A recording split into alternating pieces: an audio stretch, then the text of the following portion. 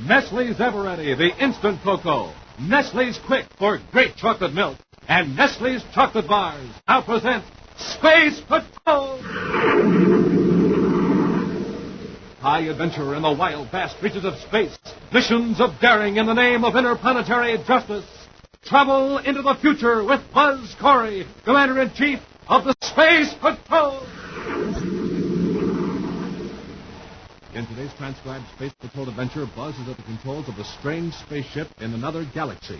Happy is nearby in the Terra 5. In contact by miniature spaceophone, they plan to rescue a fellow Space Patrol pilot. That enemy ship is gaining on Northfield, Commander. If I pulled ahead now, maybe I could throw him off. No, Happy. He'd get you and Northfield both. I'd stand a better chance than you because I'm in an enemy ship. Hey, that's great. Hey, he'll think you're his buddy. Now stick close, Hap, as though the Terra 5 were still captured. Yes, sir. If we can fool that enemy pilot for a few minutes more, we can rescue Northfield. Uh-oh. Commander, this is terrible. What is it, Hap? I just picked up the enemy commander's spacephone channel. He knows we've escaped. He just gave that enemy pilot orders to blast both our ships. We'll return in just a moment with a thrilling story, The Lost Galaxy. Say, Commander, you coming to the Christmas party today? Sure I have. Wouldn't miss it for anything. Space Patrol parties have always been so warm and jolly, just like family Christmas get-together. Gee, they certainly are a treat for those of us who don't get to go home. And say, you ought to see what Captain Tootbelt has cooked up for refreshments. I knew you'd be in on that. Well, shucks, as head of the entertainment committee, I had to be sure everything would be right. And, well, of course, I wanted to help, so, well, let's see. What was I saying now? Oh, yeah. We've got a whole raft of sensational Toll House cookies made with Nestle's cookie mix and Nestle's semi-sweet morsels. And brownies, and plenty of fancy cookies, too. A couple of platters of them. That's for me. Wait, that's not all. We've got all Nestle's chocolate bars. Milk chocolate, almond, crunch, and the new coconut bar. Big ones, too. Sounds fine. Go on. Well, we'll have our choice of drinks. Cold chocolate milk made with Nestle's Quick or Nestle's Ever-Ready for hot cocoa. Oh, that's a splendid spread, huh? I really must congratulate the food committee. Oh, just one thing. Try not to eat all that good food before the rest of the gang gets there, will you? Smoking rockets, Commander. Well, smoking rockets is all I can say. Of course, there'll be plenty of food for everybody, but, well, if I were you, I wouldn't get there too late. And now, today's Space Patrol adventure, The Lost Galaxy. A United Planets Space Observatory out beyond the Pluto orbit has been picking up strange electromagnetic impulses from a remote part of the galaxy. Tests revealed a pattern that scientists could interpret only as signals, radio signals produced by intelligent beings in an uncharted region of space. Commander Corey dispatched 4 star-drive spaceships to investigate. Equipped with transmitters that operate through hyperspace, the expedition kept up its regular schedule of reports for 2 days. But now, for 24 hours, not one of the 4 ships has been heard from. Buzz has called Cadet Happy to his central office in Space Patrol headquarters on the man-made planet Terra. Did we finally get word from Expedition Enigma, Commander? No, Hap. Don't worry. The last report was received 24 hours ago from Captain Northfield. We missed 12 reports. Yes. Whatever happened must have happened to all the ships simultaneously. Yeah. Or one of them could have spacephoned a warning. We know from our own experience that hyperspace transmission of signals isn't always perfect. Hey, how about that space observatory out there on Pluto? Are they still receiving those mysterious signals? Yes, that proves nothing. Those signals are coming through regular space. Past the point where we last heard from Northfield about 500,000 light years ago. Yeah, that's right. Tell us a thing about what's happening out there now. There's one way to find out. We'll go after them. I'm all for that, sir, but how we know where they are? One thing's certain. We'll be 500,000 light years closer than we are now. Let's go. Now, for the first time in the entire history of the vast Graxock star system, an atmosphere of tense excitement pervades the headquarters of the Guardian of the Galaxy.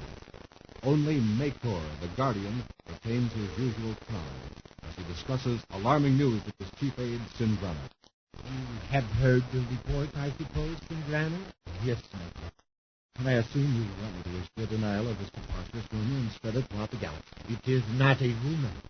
It is fact. Spaceophone conversation in an unknown language have been picked up at several different points. But do you realize what you're saying, Excellency? You are saying that there is intelligent life outside of the Graxock star system. Certainly. Isn't that why we have a guardian? There is no danger of attack from inside. Therefore, our function is to be prepared for trouble from outside. But that's just superstition, a fairy tale, a game children play.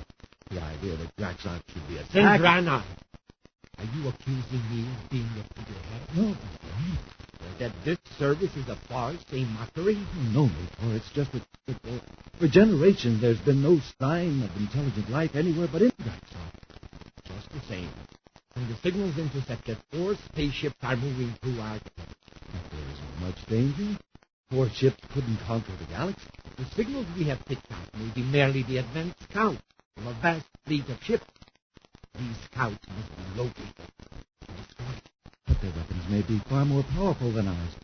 A race of beings that could come here from another galaxy. Why, they must surpass us in intelligence. Yes, the way we surpass a toad. Thanks to our far-sighted ancestors who planned our defense 30 generations ago, we won the entire effort.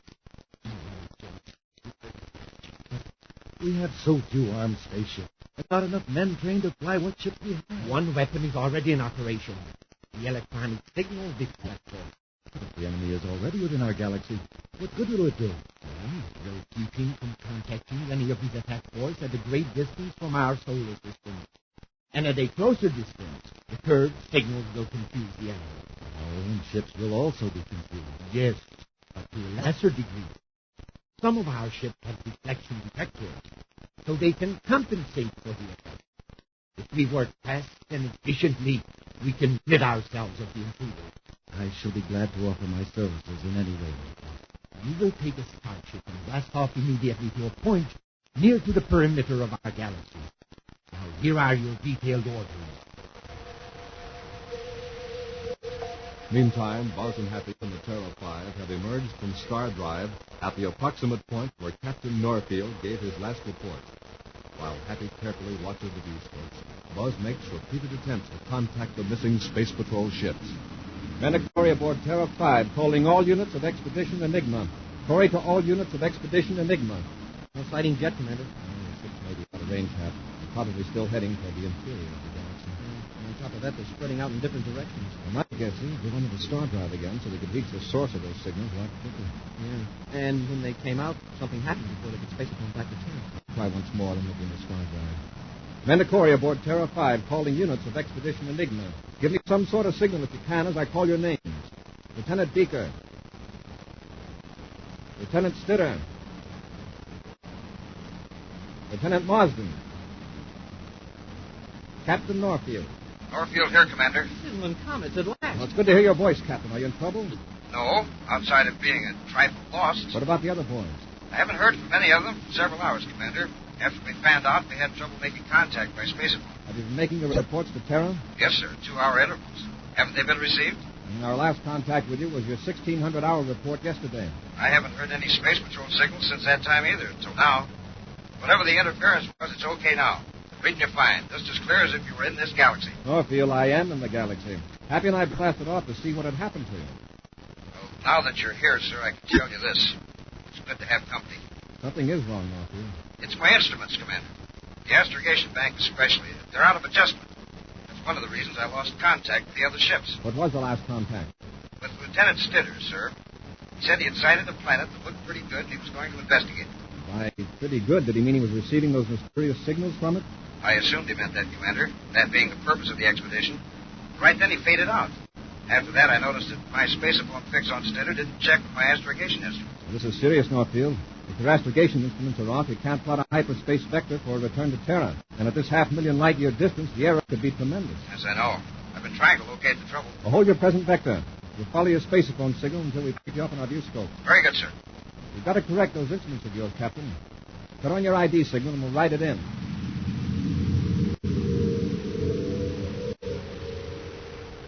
In his headquarters, Makor, the guardian of Graxok, has finally contacted his chief aide, Sindrana, after considerable difficulty. I've been trying to contact you. What have you been up to? Sorry, Excellency. It's these deflection fields. They're playing havoc with communications. Have you located any of the enemy ships? Not visually, Make. However, I have picked up 2 spacephone conversations. That is, I assume they were conversations. Okay. Isn't your translator working? I've tried all the regular circuit combinations for the galaxy languages, Make. I don't think our translator will handle non-galaxy speech. All right. Don't waste any more time. They are probably exchanging information for an attack. The quicker you destroy them, the better. The Alpha Ray will destroy all forms of life higher than ours. It was designed for this specific purpose. It's hard to have confidence in a weapon that one has never seen used, and one that hasn't even been tested for 10 centuries. It will work. It was designed according to scientific principles. When directed properly toward our enemies, the Alpha Ray will destroy them. Proceed as commander.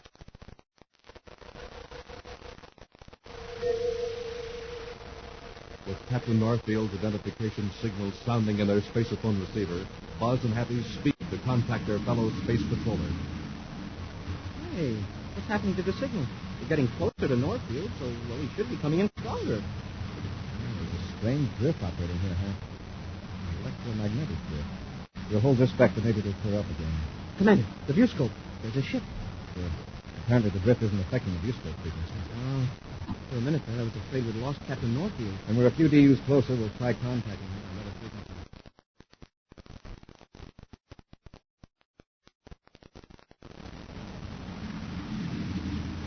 Captain's transmitter must have failed completely, sir. As close as we are to his ship, we surely ought to Hap. be able to... That's not a space patrol ship. Hey, it sure is. But then what ship is it? Probably a patrol ship from this galaxy investigating us. Put on the frequency scan. See if we can pick up a signal from him. I'll put in a translator. Right, sir. Where's Vodny, Mark? Donya Grobek Cyrilla. Hold it there. Yes, sir. Vidyalano. Ai, Rip, Toba, was out of fun. Is he talking to us? Type some other translator settings. It's another voice. Same channel. The Sani Brusline. Plane. He sure sounds excited. Miss Boba, Rek, Riara. The enemy is in range. You got it, sir. Waste no more time. Destroy them. Make him understand. Hap. Put on the translator. Yes, sir. Sindrana, this is the pilot of the ship you regard as an enemy. Can you hear me? Michael, you hear that? Hear what? That voice that spoke to me by name in our language. Raxok. Yes, I spoke to you. I have an instrument that can translate most languages. We're here on a peaceful mission. They say they're on a peaceful mission. Can you hear them? No, I can't. You have your orders. Destroy them. Very well, Michael. I will use the ultimate. Stand the rest, Hap. Fire at him. Thwart and stop. I can't move. I've used the Ultra Ray, Michael. The enemy is destroyed.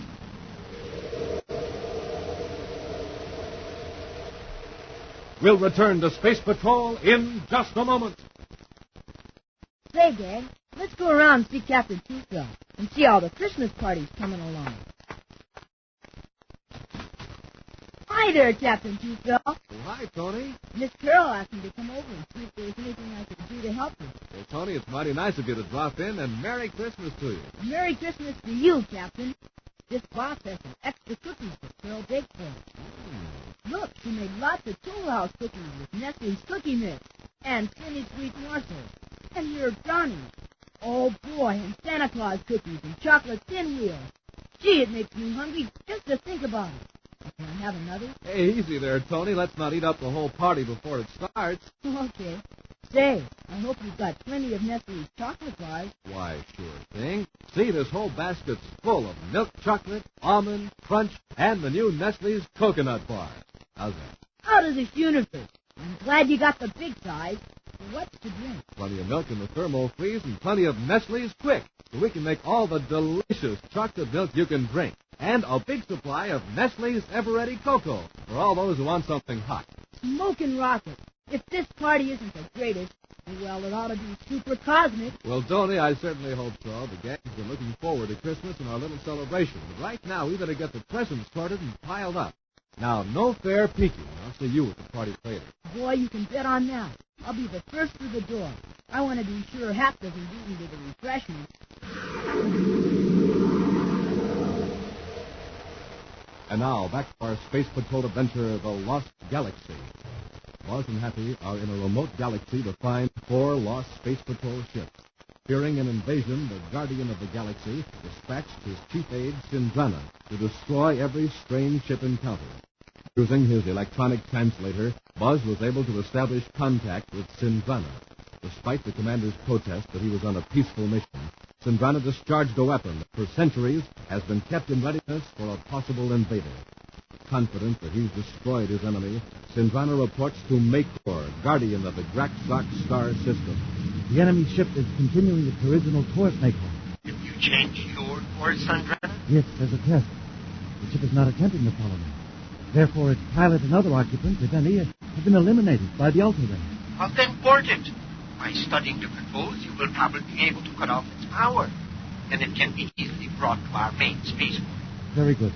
I'll board this ship. Be very careful. Be sure the seal is tight around the airlock before you enter. But I'll be using a spacesuit. Of course you will. But I want to preserve the air within their ship. It will tell us about the type of worlds they come from. There may be a period when I'll be out of contact with you. The space phone in my spacesuit isn't powerful enough to reach your headquarters. Then simply relay it to your ship transmitter. Now hurry. Get aboard that enemy ship. Meantime, Buzz and Happy lie motionless on the deck of the Terra 5, just as they fell when Cindrana discharged the Ultra Ray. Moments pass. Then a slight movement, a twitch of Happy's fingers. Now the commander's eyelids flicker.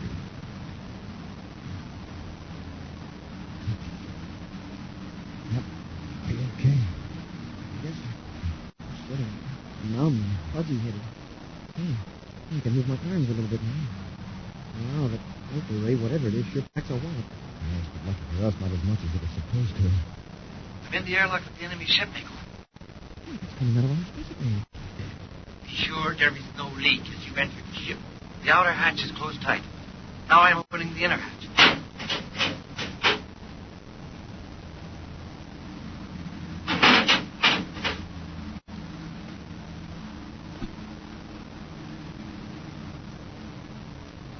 Makor, What is the matter? these creatures, these beings from another galaxy. Two of them lying here in the control compartment. Stop gibbering. Naturally, they are grotesque monsters. They cannot work. You don't understand. Makor, they're human. They're just like you and me, human beings.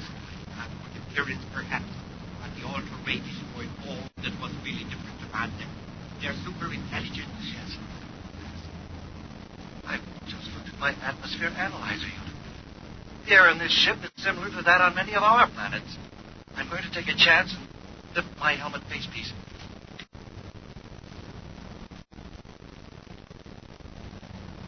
Ordinary air. And the temperature is very comfortable. Now get to work and figure out their controls. Yes, right away. Strange that beings with heads no larger than ours are capable of such vast You intelligence. are trying my patience, Cindrana. Just one close look. Amazing. Different clothes. They could pass for an inhabitant of any of our... They're alive. You bet we are. I'll handle them, Hap. Makor, they're alive. They're... Cindrana, what's happening out there? Answer me. Hap, yes, sir. Cindrana, is something wrong? Can you hear me? Are we having trouble with the reception again? Transmitter's off. Cut the receiver, too. Can you handle that guy, sir? Yes. We'll get one of those portable translators. We needed to talk to somebody. Okay, Commander. While I'm talking to him, you try to pick up that ID signal from Captain Norfield's ship. Right, sir. Hey, here's the miniature translator, sir. I'll adjust it for you. And that's the reading for the big job on the control panel. Hold still, you. Clip it to my belt. I'll explain things to Cindrana. You'd better hurry. He's half out of his mind with terror. It should work now, sir. Thank you. Now listen, Cindrana. Calm it down. You won't get hurt. I'll let you go now. But don't try anything. We have weapons here that are a little more effective than your Ultra Ray. Understand? I understand. I came here to rescue 4 scout ships on a scientific mission. Our scientists picked up spaceophone signals from your galaxy. They sent out an expedition to find out where they came from. I see you don't believe me. It's the truth. Anyway, the expedition's reports were cut off. Apparently, there's some sort of interference originating in this galaxy. Then our deflecting field is successful. You can't contact your invasion fleet. Deflecting field? Yes. Electromagnetic waves, including spacephone signals, are slightly bent. And between galaxies, the error would be enormous. Yeah, it's like playing billiards with a bent cue on a warped table. Really? One of your super-intelligent games. Not the way I play it. Hey, Commander. I picked up Captain Norfield. Good. I'll try to contact him. Keep an eye on him. Yes, sir. Commander Corey aboard Terra 5 calling Captain Norfield. Commander Corey to Captain Norfield. Norfield here, Commander, and busy. What's the trouble? Seems I'm not popular in this galaxy, sir. Some of the local talent's on my tail throwing go-away presents at me, and they're not candy and flowers.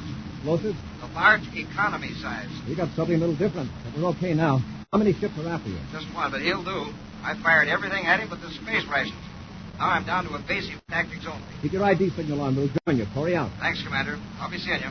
I hope. Sindrana, get on the space phone and call off that attack. Even if you force me, I have no authority over that other Draxock pilot. Makor is in supreme command. All right, Happy, don't waste time. Got to separate our ship from Sindrana's so they can maneuver and catch up with Norfield. Yes, you take the controls. I'll take Sindrana into his ship. Now get going, Sindrana. Into the airlock. If the Draxock ship a moment later, Buzz forces the half-frightened and half-defiant Sindrana to the control panel. All right, Sindrana. Cut your ship loose from ours. No tricks. You can't force me to fight against my own people. If you weren't so thick-headed, you'd understand there's no reason for a fight. Now call off that pilot. We'll leave you alone. All we want to do is get back to our own galaxy. Cadet Happy to Commander Corey. Corey here, Hap. Sindrana's acting stubborn. He won't cut Terra 5 loose. Sir, I've just sighted Norfield in the viewscope. The Draxock pilot is giving him a rough time, So we'll join the battle, Hap. You have to do all the work. You'll find it tough to overcome the extra inertia of this ship, plus its rocket blast. Yeah, like being in a boxing match with a keg of nails under one arm. But if I can get on that other pilot's tail and fly a fairly straight approach, well, I can let him have a blast with our atom cannons. That's the way it'll have to be, Hap. Right. If that pilot sees them firing at him, he's going to fire back. And we'll be as helpless as a couple of sitting ducks with locked wings. Wait, I'll cut your ship loose. I thought you'd change your mind.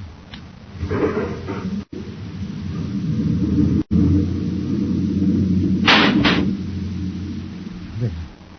The ship was separated. But I won't join the fight. Hap, you're free. The Terra 5 is on its own now. Commander, the enemy ship is gaining on Norfield. If I pulled ahead now, maybe I could draw him off. No, Hap. We'd get you and Norfield both.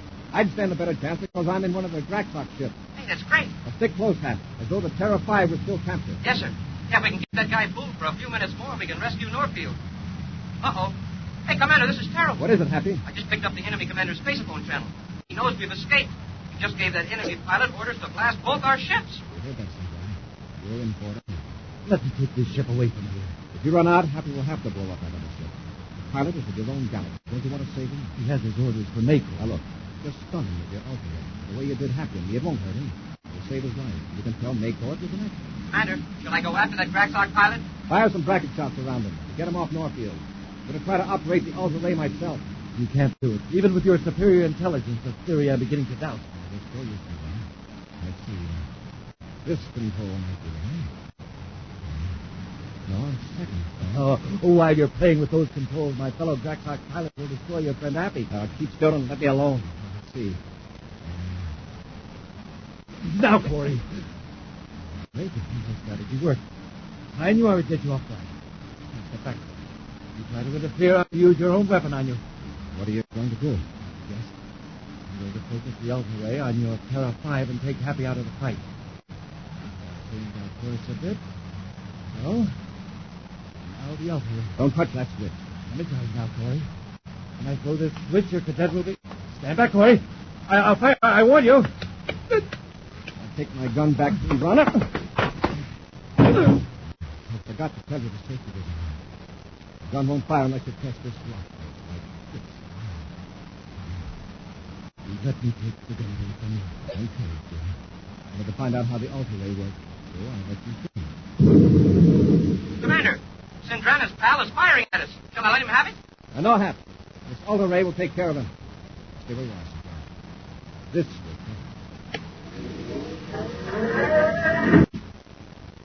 I hope that got him. I think it did, sir. He was using evasive action all over space, and now he's on a straight vector. Keep an eye on him, Hap. Sindrana, call Makor. What for? Get on that space phone and tell him what happened to his pilot. I'll tell him. Chief Aide Sindrana calling Makor, guardian of Draxock. Makor to former Chief Aide Sindrana. Boy, had you. It wasn't my fault. The Ultra Ray is a failure. Not quite, Makor. You took care of your other assassin. What? What's that, Sindrana? One of the invaders.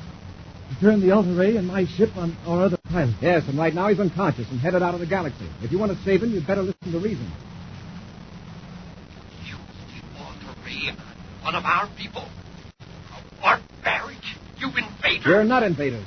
All we want to do is get out of your galaxy and return home. Now cut off your electromagnetic deflectors so we can set an accurate vector on our star drive. If I cut off the deflectors, your whole attack force will stream into our galaxy. We don't have an attack force, but suppose we did. Suppose we took a chance and got home with your two men, Sindrana and that pilot. We'd know the secret of your deflectors, your ships, and all your defenses. You cut the deflectors. We'll give Sindrana a chance to rescue that other pilot. We can bring both your ships safely back to base. Please, Excellency. Do as he says. All right, Corey. I'll order the deflectors cut off. Fine. Happy, are you with us? Yes, sir. Sindrana and I will overtake that other ship at Maycause. Now cut off the translators. Someone may be listening. Yes, sir. All clear, sir. Trail me to the other ship. I know a few rope tricks that'll keep Sindrana and his pal from using their altar rays and space cannon until we're on our way in Terra 5. Yes, sir. We've got a job to do before we return to Terra. We've got to find those other 3 ships of the expedition. Captain Norfield, Commander. Pardon my interrupting, but can I get in on this project? Now, it's back to Terra for you, Norfield. Hap and I can handle it. I don't doubt that, Commander. Thanks for saving my life. And I want to include Cadet Happy in on that, too. We'll see you on Terra, Captain. Hap and I have got a few chores to do. Good luck, Commander. Norfield out. Say, Commander, something's been bothering me. I feel sort of insulted. Insulted? How? Well, about that Ultra Ray. It's supposed to destroy intelligent people. And it only stunned us. I guess we must be pretty dumb. Well, think of it this way, huh? Would you have felt any better if the Alta Ray had proved you were a genius? Gee, no. I wouldn't be around to feel anything. I guess sometimes it's smart to be stupid. An action preview of next week's exciting Space Patrol adventure in just a moment. Jingle bells, jingle all the way. Oh, what fun it is to ride in a one-horse open sleigh. Jingle bells, jingle all the way. Oh, what fun it is to ride in a one-horse open sleigh. Hey, that's pretty good. Say, Hap, Dick, Carol, Robbie, Tony, everybody. It was a wonderful party and the best Christmas day we've ever had. The presents, entertainment, and Nestle's refreshments, it couldn't have been better. I want to thank one and all. Now I'd like to make a little speech. And this is serious, Jane. To all our radio friends, I'd like to wish the very happiest of Christmases. We're real glad to have had you with us at our party today, and we hope you'll be around for lots more parties to come. And I'd like to add a word from the Nestle Company, which sends its sincerest wishes for a merry and warm Christmas to all of its friends from coast to coast. Have a wonderful day. And now, a preview of next week's exciting Space Patrol adventure. Claus and Happy have landed on a strange planet in a remote galaxy. In their spacesuits, they've boarded a stranded spaceship to rescue a fellow space patroller. Claus carries the wounded pilot into the airlock. Open the outer hatch, Hap. Yes, sir. Hey, what's that sound? Take a look outside.